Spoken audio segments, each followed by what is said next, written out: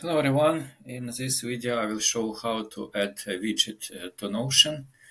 So first of all, to add a widget to Notion we need to figure out a widget source where we get a link or embed code to a particular widget that we want to add to Notion. There are a lot of providers, and one of the most popular ones are in DeFi.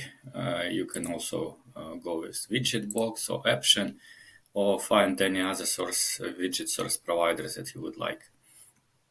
For this particular video, let's stick with in DeFi, and yeah, you see here, if you click add new widget, you will get to a widget library, and here you can see a lot of options for widgets.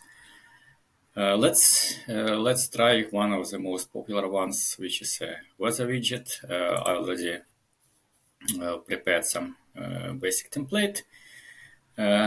So here we can find a link to this particular widget. We can just copy this link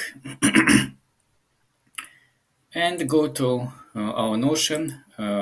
Here on Notion page, in the place where we would like to add our widget, we type /embed